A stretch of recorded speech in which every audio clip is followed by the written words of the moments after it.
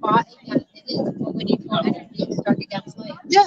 Yeah. And it's a big battle of good versus evil. That's what I think. When you talk humanistically, if we look at it as the people that never wanted anybody to have freedoms, free will, free enterprise, free growth, women's rights, all of that is like you were saying earlier. Yeah.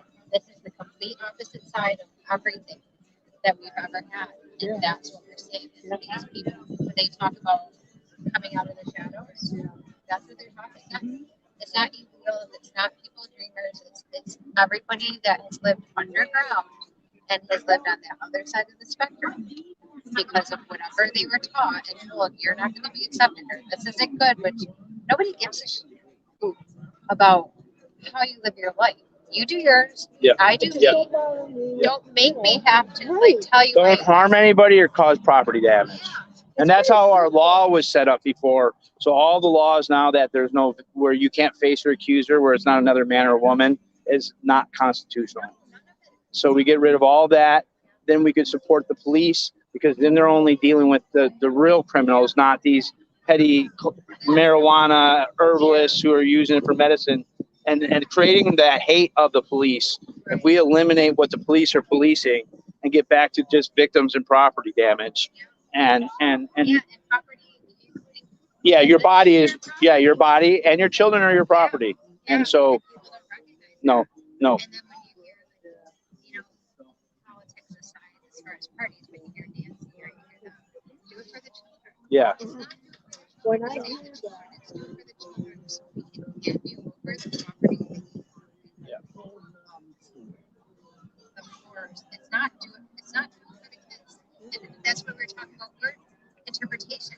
They're using words that they know everybody's going to grab on. They're catchwords. Yeah. Yeah. But our do for the kids is protect them and nurture them and save them and keep them They away should from predators. do it through the kids. And they're the ones that when Pushing they're the. saying it, they're doing it like we're going to change this and we're going to make them not know what they are. So if you want a little boy, you can have a little boy, even though it's a little girl. If you want a little girl, but it's a little boy, they're not going to. It's horrible.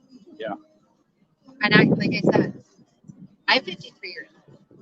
I'm in that generation that understands what it took for us to get to where we are, what our ancestors had to do for us to have what we do. And people don't understand technology has completely eliminated the ability for people to think for themselves, to have creativity outside of being able to put things together. But there's a lot more to that. And if we didn't have this, a lot of people wouldn't even know how to exist or function. They'd be in a fetal position somewhere or survive. If any of this went out, I'm like, how are people going to survive? Survival of the fittest. And it's not going to be the younger generation. No. I mean, you're going to be an exception. Yeah. But it's not going to be the younger generations because they don't even know how to I don't change the oil of the car. Yeah. I was going to go with open a can of soup. Yeah. Or start a fire. Yeah. Or, if the lights go out, what do you do? About it, though, they have been destroying the family union since probably the 60s. And so you figure, doing that, you're not teaching. The children are the ones that are left in the middle. There wasn't even divorce. There wasn't even family court or divorce court in the 50s. No. That didn't even exist. No, none of it. I mean, when you think about it, that's all been deliberate. Yeah. It's been slow. It's been a Very slow. slow. They're very good at what they do. Yeah. Whoever they is, and they changes. Yeah. Absolute And power is not absolute. There's some at the top that we will not even know. I always tell somebody I think it's some old women in some tribe in Africa that control everything. Because you know what? You never know. You don't. Everything's possible. Yeah, everything's possible because we all have this. Yeah. We have this belief of what's at the top of the pyramid, but no one really knows. What's really at the top of the pyramid is energy and the universe and everything else, everything we do and everything that we see is reflected. So we all can see the same thing now, but our perception of it and what it means to us and our past and our experiences and how that works is going to make us see what it is. One thing can happen in here, and every one of us. That's right. Any cop that tries to interview witnesses will tell you.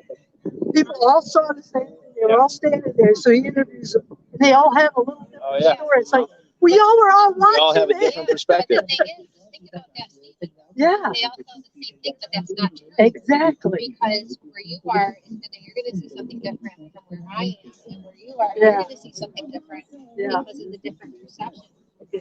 perspectives, and egos. It's really wild. And I think that's another thing that people need to learn to recognize. Move yourself out of that spot that you're so firmly planted on. Yes. Do yourself a favor, and instead of assuming what somebody means by which they're using, ask them, what do you mean by that? What does success mean to you? What does love mean to you? What does happiness mean to you? Don't regurgitate something that you've been taught that this is what it means, and then try to live up to Because then you're those reaffirming. expectations. Yeah, and you're trying to live up to expectations that aren't yours or your goals. There's what somebody else placed for you.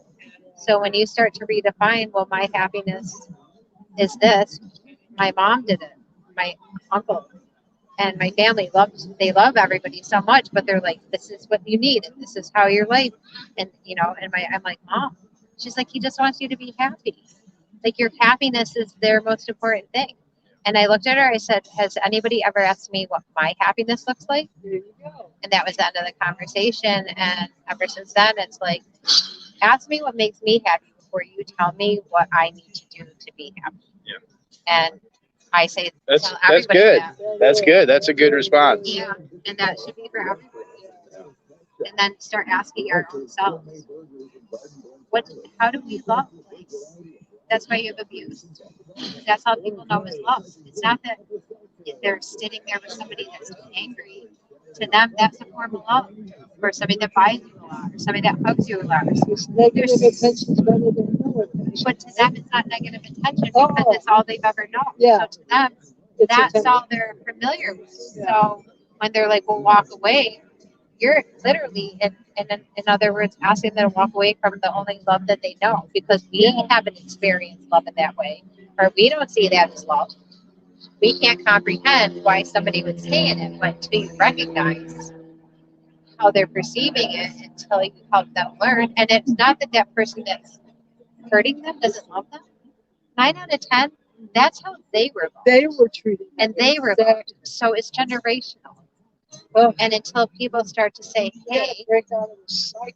but that's making people have honest conversations with themselves and asking them, does that feel good when you do that to somebody? People can brush it off. And everybody has, like, wish I didn't do that. How many people get in arguments or do something and they're like, man, I shouldn't have done that. I knew better.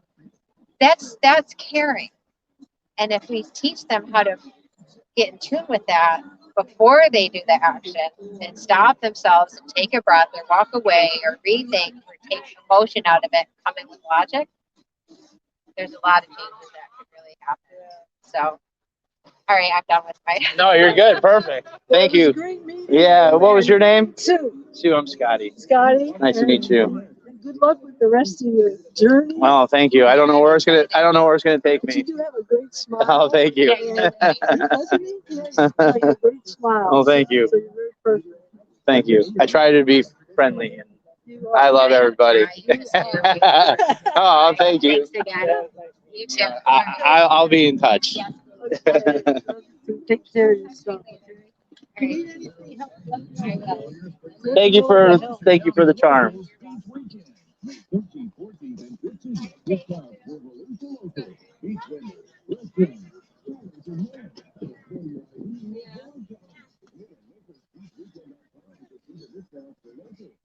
Facts. Having fun yet?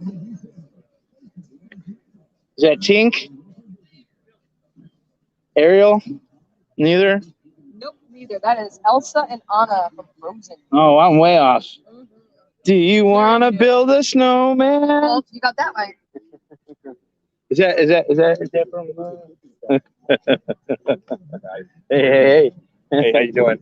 Hi, I'm Ross. Cheers, sir. Nice to meet you. You as well. Thanks for coming out and setting up. Absolutely. Absolutely. It's been windy, but not hot. Thank goodness. No, the breeze is nice. I'm trying to stay out of the sun. I don't even know if I started getting sun or not. Put the sunscreen on. Yeah, it's true. Bag, most people put like sunglasses in it. So if you open it, it'll First few snap days, I itself was right. closed. going on with the band. They were playing and then they stopped. So Oh, there's two different ones. I figured that. Yeah, I figured there might be a second one coming on. Yep, it's Snapback. Mm-hmm. I'll be over there in the front. Okay. Not magnets, but there is metal in there. Nice meeting you. You as well.